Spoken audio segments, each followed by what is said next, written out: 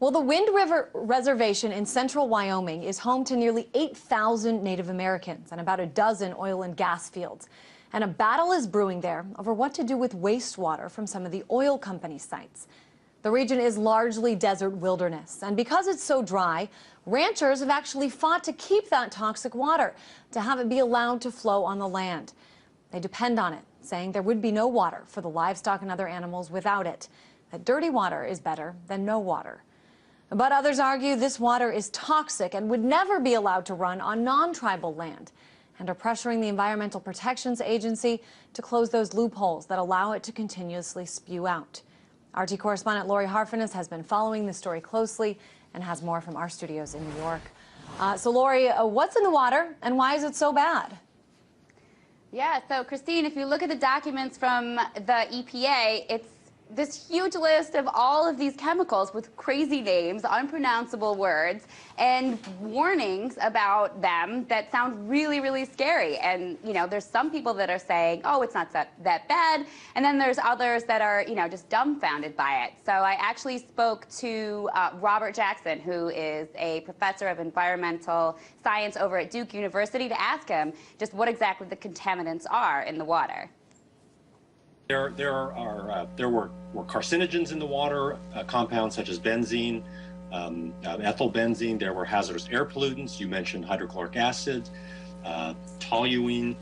So there were really just lots of things that you don't want in the water. And to be quite honest, you don't want cattle drinking that water if the cattle are then going to be sold as meat. And that's exactly the point, is that this water is the drinking water for cattle on this land. They're drinking it, they're wading in it, and there's a good chance that it's getting into the steak that could end up on your plate. Yeah, I mean, that's something a lot of people don't think of. Okay, maybe these cows are not keeling over and dying because of their drinking the water, but there's a lot of long-term effects, you know, that sort of goes down the food chain, so to speak, and it is really interesting.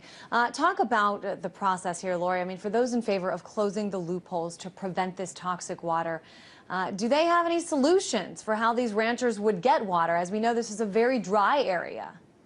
Yeah, no, they don't, which is unsurprising, and that's, you know, half the battle with any of these environmental atrocities that we hear about. You hear that these horrible things are happening, and we know we should stop them, but then no solutions are proposed as to, you know, how to still help those people feed their families who are suddenly put out of business, or, you know, what is going to be the new viable source of energy.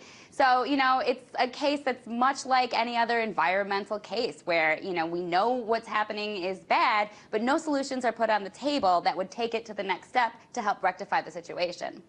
Now, this story is not really being covered widely, but it has been picked up by a couple of media outlets. Do you think this is something that's being blown up by the media, or that there's really something here to be concerned about?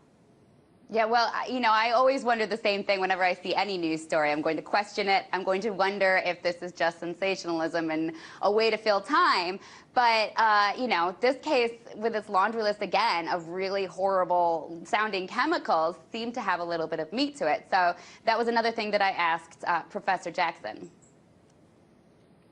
I don't think this is sensationalism. I think this is something that, first of all, needs to stop. We need to figure out how common this is, how widespread this practice is. I mean, really, it's not just there in Wyoming. Some states in the U.S. allow the disposal of wastewater to be sprayed on lands, to be used for dust control, or even to be sent to municipal water treatment plants, which are not set up to do that. So essentially, any practice that allows people to release untreated wastewater into the environment around us is a bad idea, and it should be stopped immediately. Affects not only the cattle, but ducks and all the aquatic life, not to mention people with the steak on the plate at dinner. So there's a lot of people and animals and aquatic life that are going to be affected by this, which to me sounds like a very valid reason to stop this practice. Certainly a unique story with oil companies and cattle ranchers sort of on the same side here. But Lori, what's the bigger takeaway here? And you're researching this story. What's sort of the bigger picture that we should get from this? Well, it's like anything else. We've got the story about some atrocity that's being committed, and, you've got the EPA, which is a government agency, and you've got big oil, and then you've got Native Americans. So it's got all the players in there, and it's very easy to point to big oil. It's very easy to point to the EPA. But the takeaway for me with this story is like the takeaway for any other story. It's up to us to continue this conversation, to learn about this stuff, to pass on the information, and to, as consumers and as citizens, start demanding by, making better choices for ourselves and showing big companies and showing the government with our choices at the grocery store what we expect from them. When not just buying anything, but taking care to buy stuff that we know is good for us. So it's about education, much like everything else. But is there a tribal aspect here? I mean, a lot of people looking at this story and saying this would not happen if it wasn't on tribal land.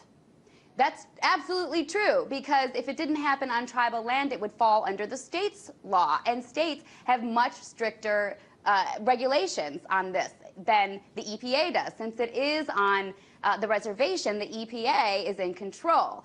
And so it's not a matter of, oh, it's just a reservation, we can screw them. It's just a matter of that there's regulation that's federal as opposed to regulation that's state. So it's not a matter of evil. It's just a matter of, once again, a federal agency failing the people that it's supposed to serve. Well, certainly a very interesting story with a lot of layers. RT correspondent Lori Harfiness joining us in our studios in New York. Thanks so much.